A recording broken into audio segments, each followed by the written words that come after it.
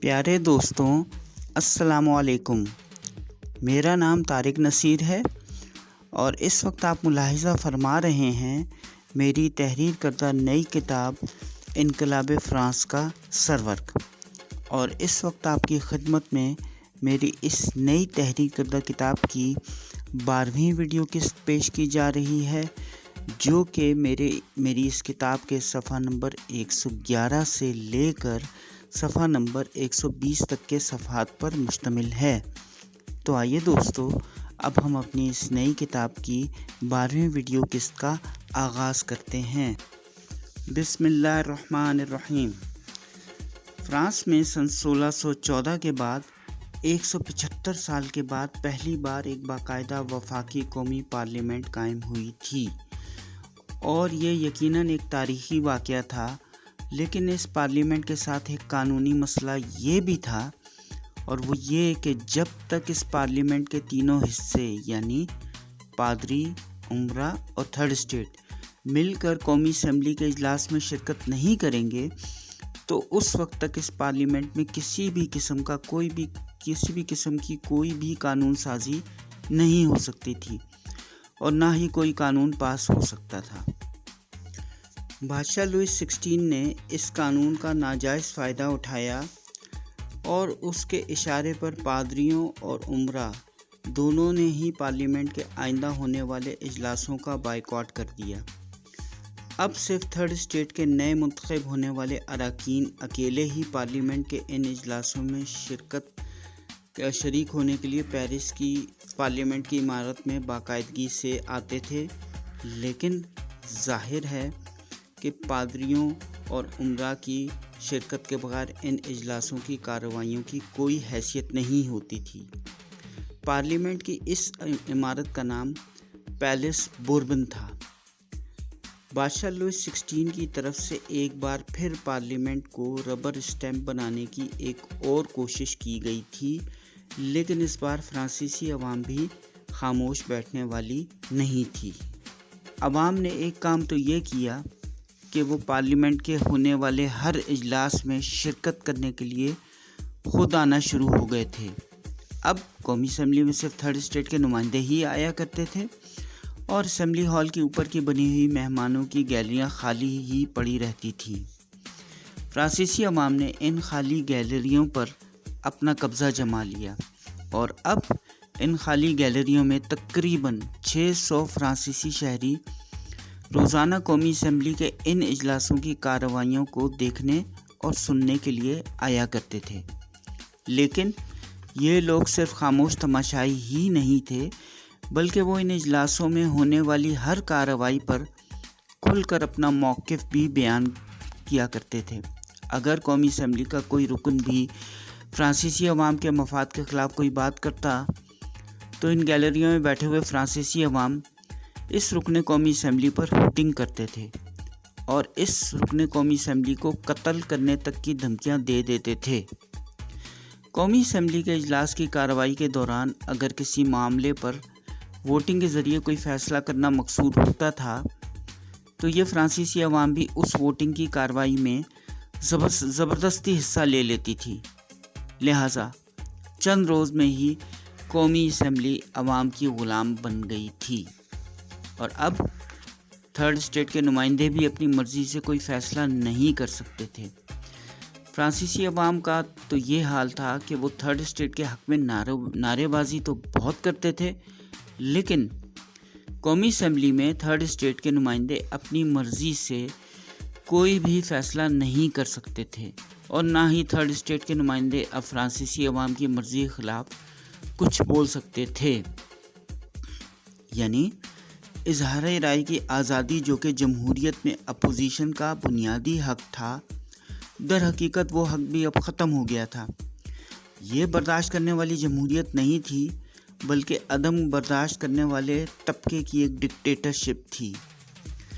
France کی قومی assembly کے اراکین کے ساتھ فرانسیسی عوام کا برتاؤ کیسا ہوتا تھا؟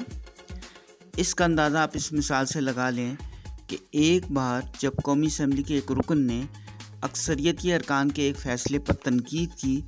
تو مہمانوں کی گیلری میں سے ایک شخص اٹھا اور اس نے ایوان میں چھلانگ لگائی اور سیدھا اس اسٹیج پر جا پہنچا جہاں پر تھرڈ اسٹیٹ کا وہ نمائندہ تقریر کر رہا تھا۔ اس شخص نے تھرڈ اسٹیٹ کے اس نمائندے کا گریبان پکڑ لیا اور بولا، اپنی زبان بند کرو۔ قومی اسمبلی کے اجلاس کے دوران اگر فرانسیسی عوام کو کسی رکن اسمبلی پر شک ہوتا تھا کہ وہ امیر طبقے کی حمایت کر رہا ہے تو پھر وہ اس رکن قومی اسمبلی کا نام پرچیوں پر لکھ لیتے تھے اور پھر وہ یہ پرچیاں قومی اسمبلی کی عمارت کے باہر کھڑے ہوئے پالکیاں اٹھانے والوں اور ہاتھ رکشہ کھینچنے والوں میں تقسیم کر دیتے تھے، اور پھر یہ لوگ یہ تمام پرچیاں لے کر پورے پیرس کے راستے میں جو کوئی بھی ملتا تھا اسے اس رکن قومی اسمبلی کے نام کی یہ پرچی دے دیتے تھے۔ اب اس طرح سے اکثریت سے مختلف رائے رکھنے والے رکن قومی اسمبلی جسے تھرڈ اسٹیٹ سے ہی منتخب کیا گیا ہوتا تھا اسے صرف ایک ہی دن میں اتنا بدنام کر دیا جاتا تھا کہ اس کا جینا دوبھر اور محال ہو جاتا تھا۔ یہ تو تھا تھرڈ اسٹیٹ کے ان ارکان پارلیمنٹ کا حال، یعنی ان لوگوں کا حال جو قومی اسمبلی میں روزانہ باقاعدگی اور پابندی کے ساتھ ان اجلاسوں میں شرکت کر رہے تھے۔ لیکن جو ارکان قومی اسمبلی پارلیمنٹ میں جا ہی نہیں رہے تھے، یعنی پادری اور عمرہ، تو فرانسیسی عوام نے ان کے خلاف پیرس کی گلیوں بازاروں میں ایک جنگ چھیڑ دی تھی۔ فرانسیسی عوام نے ایک پادری جن کا نام RP فرینکوس تھا کو بے دردی سے اپنے پیروں تلے رون کر قتل کر ڈالا تھا، اور جب پولیس کے ایک مخبر نے اس واقعے کی خبر پیرس کے ایک تھانے کو دینے کی کوشش کی تو اسے پکڑ کر فرانسیسی عوام نے اس شخص کو قریب موجود ایک فوارے کے تالاب میں غوطے دے دیے تھے اور اس کی کیفیت بس مرنے والی ہی ہو گئی تھی۔ 25 جون سن 1789 کو فرانسیسی عوام نے پیرس کے آرچ بشپ، سیاستدان اور رکن قومی اسمبلی اینٹوین ایلینور لیون لیکرک ڈی جگنے کی بگھی کا گھیراؤ کر لیا تھا اور اس کی بگھی پر پتھروں کی بارش کر دی تھی۔ اس اچانک حملے سے سنبھلنے میں پادری کے بگھی ران نے پادری کی بگھی کے گھوڑوں کو چابک مار مار کر اتنی تیزی سے بھگایا کہ وہ پادری کو بخیریت اس کے گھر تک پہنچانے میں کامیاب ہو گیا۔ لیکن پادری کی بگھی کے پیچھے آنے والا فرانسیسی عوام کا غصے سے بکھرا ہوا بے قابو ہجوم بھی غصے کی حالت میں تیزی سے بھاگتے ہوئے جلد ہی پادری کے گھر تک پہنچ گیا،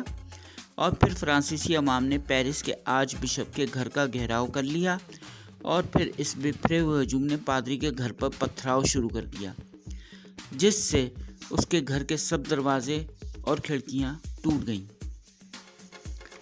اس حملے کے ساتھ ہی فرانسیسی عوام کے اس بکھرے ہوئے ہجوم نے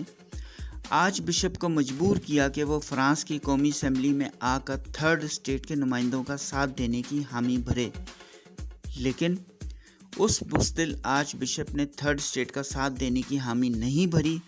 جس پر فرانسیسی عوام کے اس بکھرے ہوئے ہجوم نے اس آرچ بشپ کو اس کے ٹوٹے ہوئے گھر کے سامنے اسی وقت قتل کر دیا۔ اس کے علاوہ بادشاہ لوئس 16 کے ایک سیکرٹری اور وزیر کے خلاف تو فرانسیسی عوام نے اس قدر ہوٹنگ کی تھی کہ وہ وزیر صاحب اس ہوٹنگ کے صدمے سے ہی وفات پا گئے تھے۔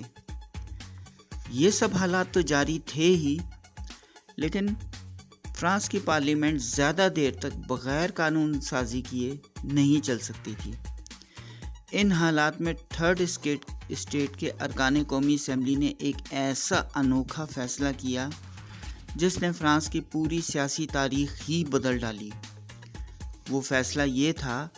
کہ پادریوں اور عمرا کو آخری مرتبہ قومی اسمبلی کے مشترکہ اجلاس میں شرکت کی دعوت دی جائے، اور اگر وہ پھر بھی قومی اسمبلی کے اس مشترکہ اجلاس میں شرکت کرنے کے لیے نہیں آتے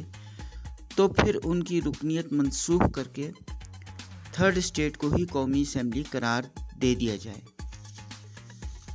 اور پھر ایک نیا حلف نامہ تیار کر کے ان تمام منتخب اراکین قومی اسمبلی سے دوبارہ ایک نیا حلف لیا جائے تاکہ قومی اسمبلی آئینی قانون سازی کر سکے۔ جس کا مطلب یہ تھا کہ قومی اسمبلی سے پادریوں اور عمرا کو نکال دیا جائے گا۔ چنانچہ پادریوں اور عمرا کو قومی اسمبلی کے اجلاس میں شرکت کرنے کے لیے آنے کی آخری مرتبہ دعوت دے دی گئی، لیکن پھر بھی بہت ہی تھوڑے سے پادری اور عمرا اس مشترکہ اجلاس میں شرکت کے لیے آئے۔ اب تھرڈ اسٹیٹ کے پاس ایکشن لینے کے علاوہ کوئی چارہ نہیں تھا۔ 17 جون سن 1789 کو تھرڈ اسٹیٹ نے اپنے آپ کو ہی قومی اسمبلی قرار دے دیا تھا اور تمام اختیارات کا کنٹرول خود سنبھالنے کا اعلان کر دیا تھا۔ 20 جون سن 1789 کو تھرڈ اسٹیٹ کے ارکان قومی اسمبلی پر مشتمل ایک نئی قومی اسمبلی نے حلف اٹھانا تھا، لیکن اس روز جب وہ اسمبلی ہال کی عمارت کے باہر پہنچے تو انہوں نے دیکھا کہ اسمبلی ہال کے بڑے دروازے پر تالے لگے ہوئے ہیں۔ تھرڈ اسٹیٹ کے اراکین اسمبلی کچھ دیر تک بارش میں بھیگتے ہوئے اسمبلی ہال کے دروازے کے باہر ہی کھڑے رہے اور اسمبلی ہال کے دروازے کھلنے کا انتظار کرتے رہے، مگر جب دروازے نہیں کھلے تو پھر وہ لوگ اسمبلی ہال سے متصل ایک قریبی ٹینس کورٹ میں چلے گئے، جہاں پر جا کر انہوں نے رکن قومی اسمبلی کا اپنا نیا حلف اٹھا لیا۔ اس حلف کو فرانس کی تاریخ میں ٹینس کورٹ اوتھ کہا جاتا ہے۔ آپ اس حلف کی اہمیت کا اندازہ اس بات سے لگائیں کہ اس حلف کی فرانس کی تاریخ میں بالکل وہی اہمیت ہے جو 4 جولائی سن 1776 کے امریکہ کی برطانیہ سے اعلان آزادی کی ہے، اور پھر 3 جون 1947 کو پاکستان اور بھارت کی برطانیہ سے آزادی کے منصوبے کے اعلان کی ہے۔ ٹینس کورٹ اوتھ کے بعد فرانس میں عوامی نمائندے بادشاہت کے مقابلے میں زیادہ طاقتور ہو چکے تھے۔ اس نئے حلف کے بعد بہت سے پادری اور عمرا بھی اس نئی قومی اسمبلی سے جا ملے تھے۔ بادشاہ لوئس 16 نے بھی مجبوراً اس نئی قومی اسمبلی کو تسلیم تو کر لیا تھا، لیکن دراصل وہ اس نئی منتخب قومی اسمبلی کو اپنا دشمن ہی سمجھتا تھا۔ اس لیے بادشاہ لوئس 16 کے حکم پر فرانسیسی شاہی فوج نے پیرس شہر کو چاروں طرف سے اپنے گھیرے میں لے لیا۔ اب فرانس میں 2 حکومتیں بن گئی تھیں۔ ایک طرف بادشاہ لوئس 16 اور اس کے شاہی درباری اور پادری تھے، جن کی حکومت فرانسیسی شاہی فوج کی طاقت کے ذریعے قائم تھی، لیکن عوام میں انقلابیوں کی حکومت کرنے والے کچھ لوگ بادشاہت کے بھی حامی تھے۔ اس حکومت کی عوامی حمایت کرنے والوں کو گرنڈنس کہا جانے لگا تھا۔ یہ گروہ فرانس کی قومی اسمبلی یعنی مجالس قانون ساز اور نیشنل کنونشن دونوں جگہ پر بکثرت موجود تھا۔ ان کا مخالف گروہ مونٹاگنیٹس تھا، اور دوسری طرف ایک عوامی پارلیمنٹ تھی جو کہ فرانسیسی عوام کی طاقت سے قائم ہوئی تھی۔ اب جنگ ہونا ایک طے شدہ امر تھا۔ فرانس کی شاہی فوج کو اس بغاوت کو کچلنے کے لیے پیرس کے ارد گرد اپنا گھیراؤ مسلسل تنگ کر رہی تھی۔ چنانچہ اس فوج سے مقابلہ کرنے کے لیے فرانسیسی عوام نے اپنی ایک انقلابی فوج بنانی شروع کر دی تھی۔ اس مقصد کے لیے پیرس میں 48,000 افراد کو عوامی انقلابی فوج میں بھرتی کیا گیا تھا۔ اور کیا آپ جانتے ہیں کہ اس عوامی انقلابی فوج کے لیے ہتھیار کہاں سے خریدے گئے تھے؟ جی ہاں، ابتدائی طور پر یہ تمام ہتھیار